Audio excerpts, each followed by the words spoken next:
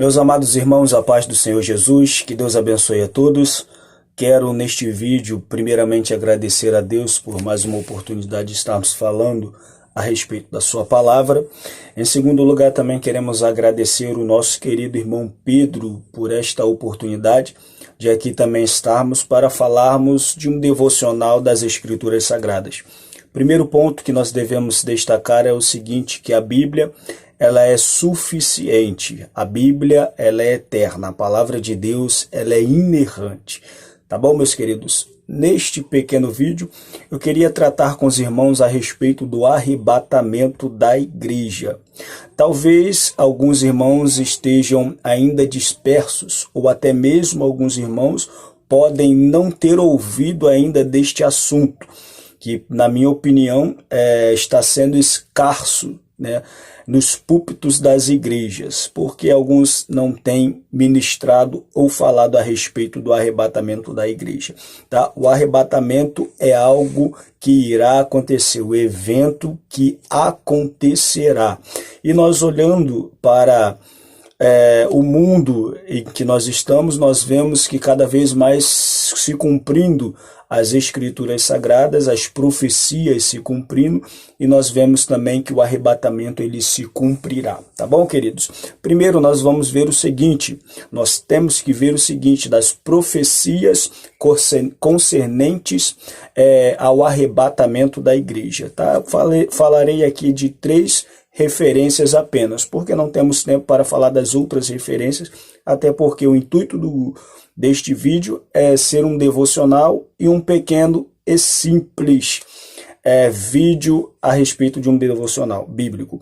O arrebatamento da igreja, nós vemos as profecias concernentes ao arrebatamento da igreja, nós vemos em João, capítulo de número 14, do versículo de 1 ao versículo de número 3, nós vemos também em Tito, capítulo de número 2, no versículo de número 13, tá bom? Filipenses, capítulo 13, versículo de número 20. Essas 3 referências nós vemos aí sobre as profecias a respeito do arrebatamento da igreja, tá bom?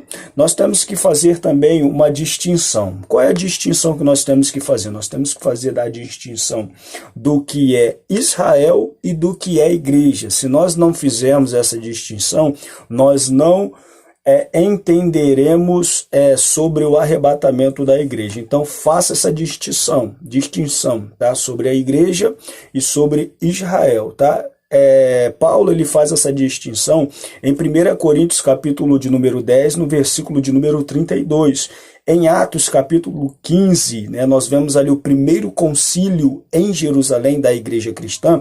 Nós vemos nas palavras de Tiago, ele falando justamente desta distinção do que é Israel, do que é igreja, tá bom?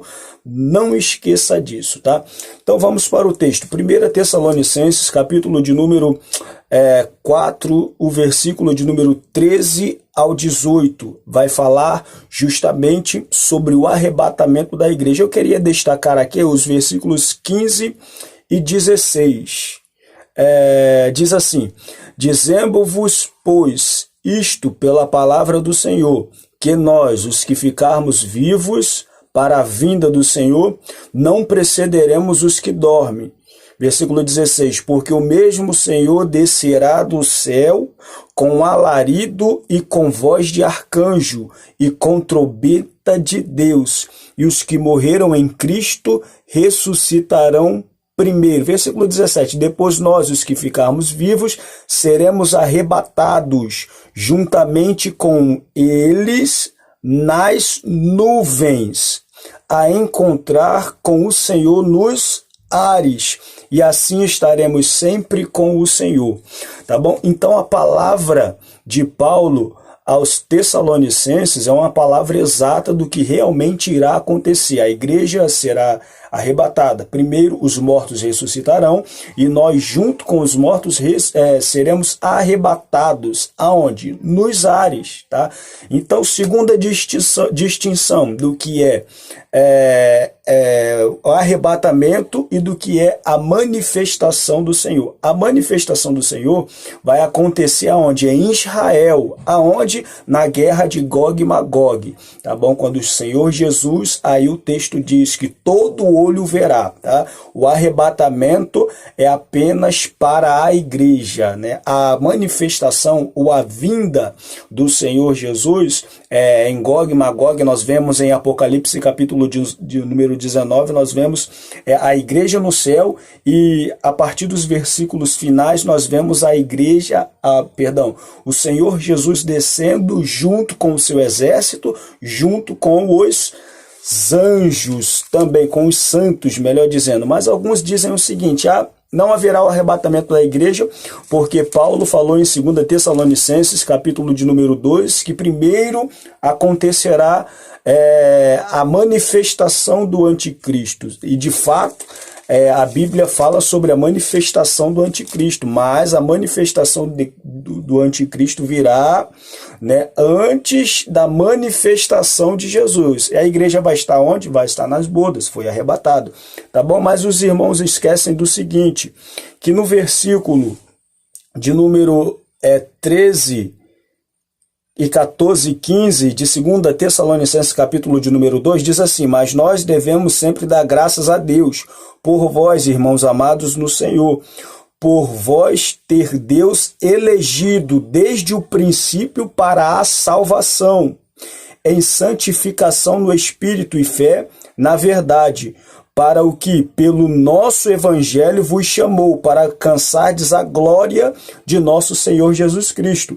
Então, irmãos, estais firmes e retém as tradições que vos foram ensinadas, seja por palavra, seja por epístola nossa. Então, quando ele fala no capítulo de número 2, de 2 Tessalonicenses, que ele fala da manifestação do anticristo, e no final do capítulo de número 2, Paulo ele fala o seguinte: olha, não fico preocupado com isso. Por quê? Porque nós fomos destinados para a salvação e para a glória. Quando ocorre isso? Antes da tribulação, no arrebatamento da igreja. Tá bom, meus irmãos? Que Deus vos abençoe a todos e que nós venhamos ficar espertos para o arrebatamento da igreja, porque este fato ocorrerá. É um fato, uma promessa dada pelo Senhor Jesus e que brevemente, acredito eu, acontecerá. Que Deus abençoe a todos. Quero novamente agradecer o nosso Deus por esta oportunidade, agradecer ao nosso querido irmão Pedro Souza por esta oportunidade também. Que Deus em Cristo possa vos abençoar. A paz do Senhor Jesus a todos.